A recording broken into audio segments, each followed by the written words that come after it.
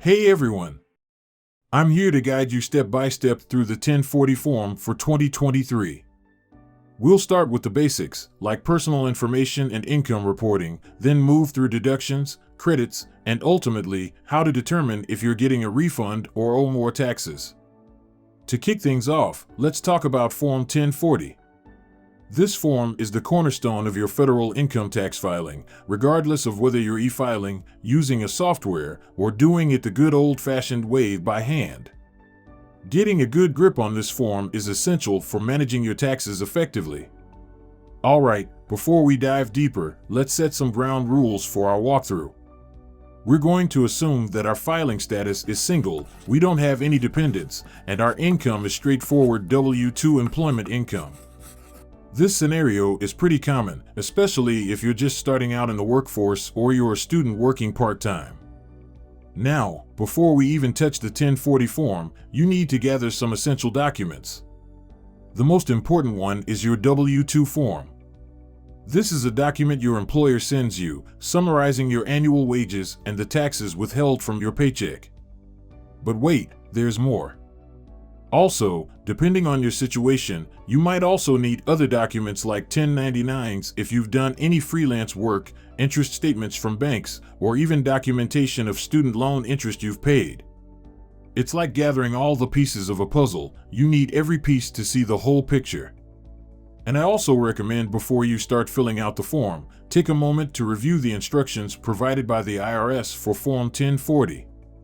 These instructions are incredibly valuable and it will help to guide you through each line of the form, helping you understand what to fill in and where. Plus, they include those all-important tax tables that you'll use to figure out how much you owe or how much of a refund you might get. I've included a link to the IRS instructions right in the video description below. Just click on that and you'll have direct access to this important resource. With your documents in hand and the IRS instructions by your side, you're all set to tackle the 1040 form, so let's get started. Let's bring this to life with a practical example. Imagine John, a typical single guy, getting ready to fill out his form for 2023. He diligently enters his personal information and ticks single for his filing status. Now, for those of you who like to contribute to the presidential election campaign, there's an option to do so on the form, but remember, it doesn't impact your tax or refund amount. For the tech-savvy ones dealing in digital assets or virtual currency, take note that this year's form has specific sections for you. In John's case, he's not engaged in this, so he checks no on that part. Moving on, we address dependents and deductions, which can significantly sway your taxable income.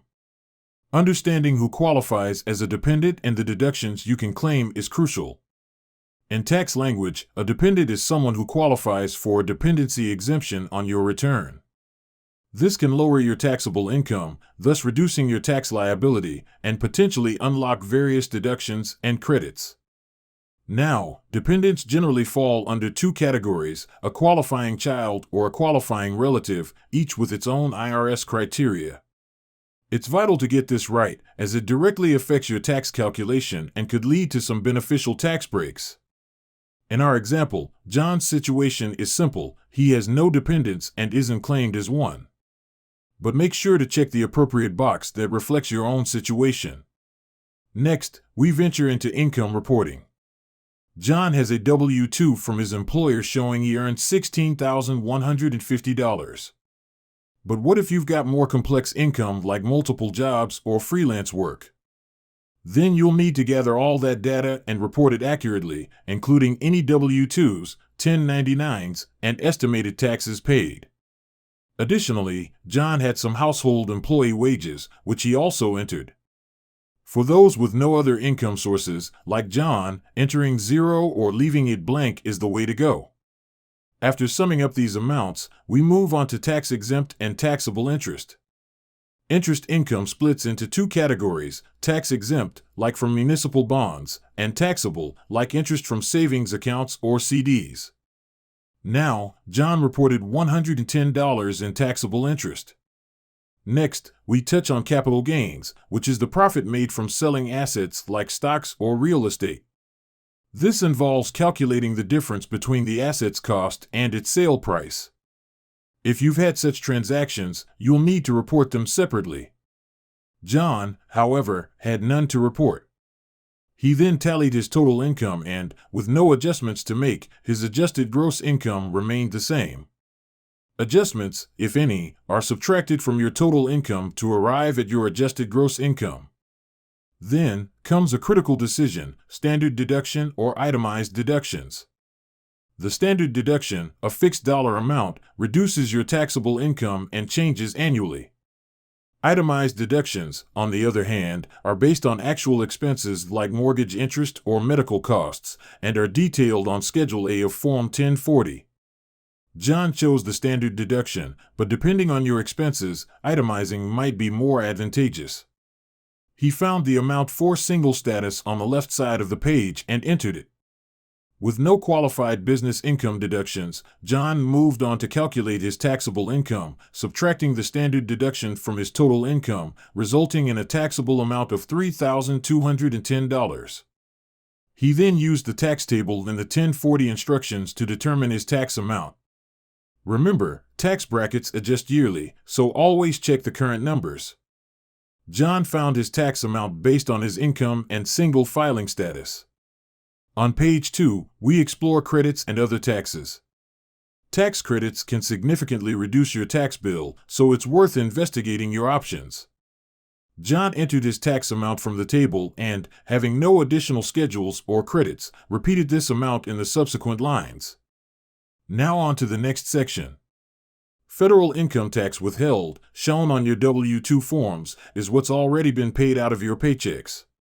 If you've had multiple jobs or freelance income, make sure to total all your withholdings. This section also includes estimated tax payments for income not subject to withholding, like self-employment or investment income. John calculated how much he had already paid in taxes and entered this, along with any estimated tax payments, to get his total payments. Finally, the grand finale, the refund or amount you owe section. If you've paid more than your tax liability, you're looking at a refund. If not, you'll owe the difference. John discovered he overpaid and is expecting a refund, which he opted to receive in full. So, to ensure a speedy refund, entering your account information for direct deposit is recommended.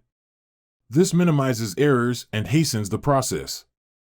Remember to double-check all your entries, claim any applicable deductions or credits, and leave blank the sections that don't apply to you.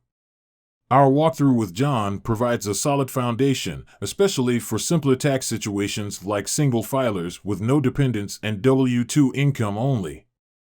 However, tax scenarios can vary widely, so consider using tax preparation software or consulting a tax professional for more complex situations. Once everything is verified and accurate, sign and date your return, complete any remaining sections, and submit it to the IRS before the deadline. And that's a wrap.